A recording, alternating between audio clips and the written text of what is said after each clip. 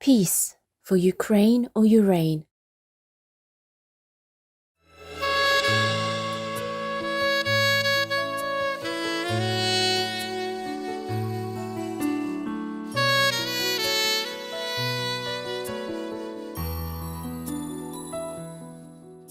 So every system is probably also according to the custom of the situation of the land that they live in. It did not necessarily come from the order of the religion, of that religion. Probably at that time, everybody must marry, and marriage was very highly valued in their custom. So if this order go against the trend of society, they might not be able to survive. Yeah, just like you live according to your country's laws, things like that. Yeah, or obey the ruler of your country, things like that. So they probably incorporate that into their doctrine. Otherwise, even if we're not reincarnated in this world, we can reincarnate in any other world anyway. Yeah, because we also got, we have got essence, so we can find a way. There are countless of universes, countless of planets in the universe, so it's not desperate that we have to be reincarnated into this area anyway. So I don't think they would make that such an importance, into their life. Besides, if you be born a human, but then you don't have an enlightened master and you live such a miserable life, lack of everything, then what's the use anyway? Or born into human life and don't love each other and don't have peace with each other, make trouble for each other, war and all that, then what's the use anyway? Huh? So I don't think any real original religious order would emphasize that everybody must get married. But they do emphasize, like, okay, you have to take a temperate measure about your sensual life, yeah? Okay, the purpose is maybe just to propagate, like to have children, or maybe to, I don't know why, probably to practice the method that they are teaching, to be good, to have more spiritual practitioners in the world, then that makes sense, yeah. But if just born to just make a human for nothing, then I don't think it makes much difference, is there? But I don't ever emphasize you to make more children or less children. That is your business, huh?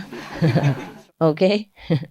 But just as every spiritual doctrine would emphasize that you be like moderate in everything, yeah?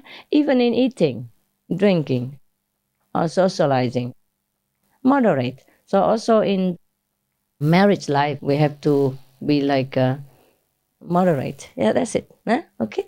Yeah. Because we're not using each other for like just pleasure objects, you know what I mean? It has to be love and it has to be a purpose also. Yeah? Okay, to bring children into the world, to give other souls a chance to practice the Guanyin method, something like that. It's just whatever noble intention, it makes you noble, that's it. It's not like it's something forbidden or anything. So like we eating, we enjoy it, but also because we would like to prolong this vehicle in order to practice the Guanyin method. Yeah? If just eating for the sake of gluttony, then it doesn't make a human out of us, does it? No. So the reason or the masters emphasize moderation in everything concerning the physical activities, including sexual, appetite, drinking, anything at all, is all about moderation. Yeah, everything in moderation is good for you anyway. There should never be any overdoing or overindulgence. So in that case, most of the religious orders say the same thing, and that would make sense, huh? That would make sense about that. Otherwise, there's nothing really forbidden, no? Okay, even if you forbid people, they do it anyway. All right. So where were we? Why do we talk about that? You want to hear some more jokes, or maybe another time? We just jesting some jokes into the spiritual practice. Today we are very chaotic. Huh? Yeah, not serious Buddhas at all. God. where are we going with this kind of jokes? I really love jokes, so I can't resist. But I have promised you to say something else, right? Yes. Well, it's a very short subject anyway. Short news. Yeah. Flying news. Flying and out quick. Yeah. Uh, it's not really that important to you. It's just sometimes some of you ask some questions. Yeah. And I noted it. So I check it out for you, and now I answer you. Yeah, it might not be you who sit here. It might be you who sit in China somewhere, huh? Or in Japan somewhere. So here's the answer. Whoever asked the question.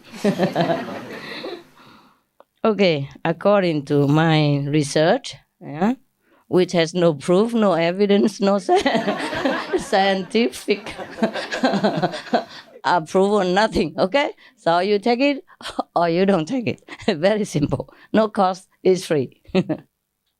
So the research outcome is like this. You see, as I talked to you about the NQ before, huh? It's just like IQ. You can also practice and enlarge it. Yeah, a human quality normally is given to you.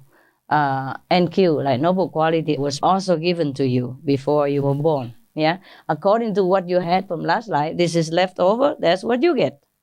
Not like heaven has a different favor for Mr. Smith or Mrs. Müller from Hamburg. It's different. It's not like that. Okay, so suppose some people have only like 3% NQ from last life. Why? Because he had been just a very ordinary and a simple man. He didn't do anything good, or he didn't feel anything for anybody. He didn't feel love or compassion for anyone. Perhaps because he wasn't required to do so. Perhaps because he wasn't acquainted with a group of compassionate people, and thus he wasn't motivated or taught or trained himself by those people, by associating with them, so that his NQ didn't go any further than that, or he was not exposed to any situation which evoked his compassion. Suppose you have compassion in your heart, but you have never seen any situation that you need to show your compassion about. Yeah? It doesn't touch you because you don't see anything that is suffering. So how you have compassion? You see what I mean? Therefore, even God, Buddha, the Son of God, have to come down here in order to see. In heaven, there's no requirement for anything like that. Everything is blissful and happy and peaceful. So if you want to develop compassion only in this world, in the physical world, yeah? Or in hell, perhaps. If you can survive in there, yeah. Or if you can. Just like a lawyer goes into prison, huh? Without being affected by it. Okay, anyhow. Or suppose that guy or that girl had been in the past like some animal people, like maybe a low NQ animal person, like those who have prey animal people, the predators that they have to kill to survive.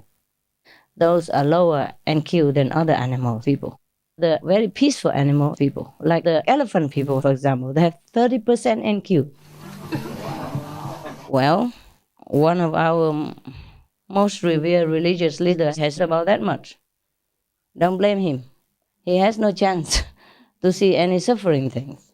Maybe he's just been studying in a catechism school, study the Bible, read the words of God all the time, and he just does service in his church, which is just wedding or burial. So he has no chance to be exposed to the real situation. He probably sees it on TV. If he watches TV, maybe he doesn't even watch TV. Maybe you practice, you don't want to watch TV. Yeah.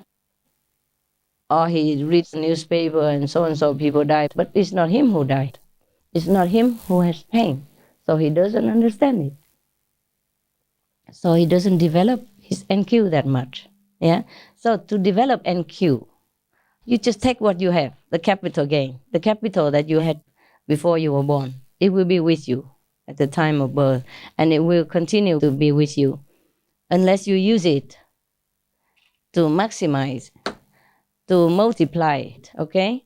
It won't grow any further than 3% or 4% or whatever percent that you had on the day you're born. I told you already. I mean, the majority of people have only 3, 4, 5% of NQ. Why? Because that's what they had when they were born. They were born with it, and then they don't have a chance to develop. They can develop. The more you are exposed to the touching sense, of the needy, of the suffering, the more you feel your compassion being touched. And then you want to do something for that person or that animal person or that situation. It's not eggs! It's violence! It's not honey! It's violence! Human meat is alive! Animals do not want to die! And then that's how your NQ grows up, like the interest rates in the bank. You see what I mean? Yes. You can have the capital, just put in the bank doing nothing, or you can invest it. Yeah? You can do business with it, and then it will grow. So HQ and NQ can be developed.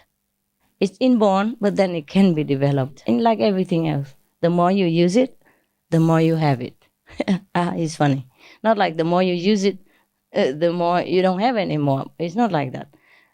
It's not like money.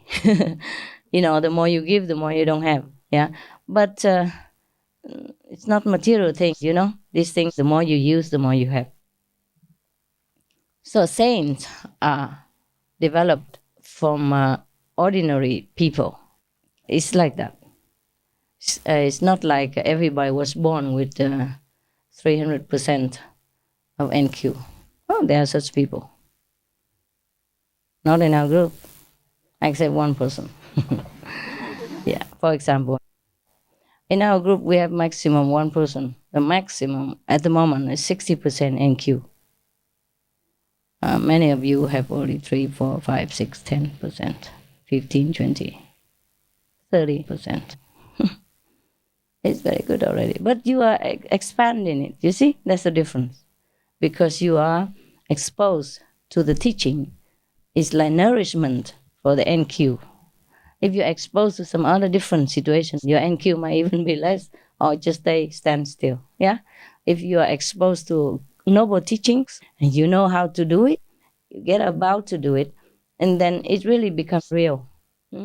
Maybe first you don't feel so much, but it will become real. Because if you're really touched by the sense of suffering, then you really want to do something. And your love really awakens in your heart. That is when NQ begins to germinate and grow more and more. Okay? Yeah. But meanwhile, at least you do something. Even if you don't feel so touched. But suppose you exchange the position, like you are that suffering person. What would you like to have? Then it's very clear to you. Yeah? If a person in an earthquake and they injure, of course they need medicine. Or their house is lost, of course they want a tent at least. They want water.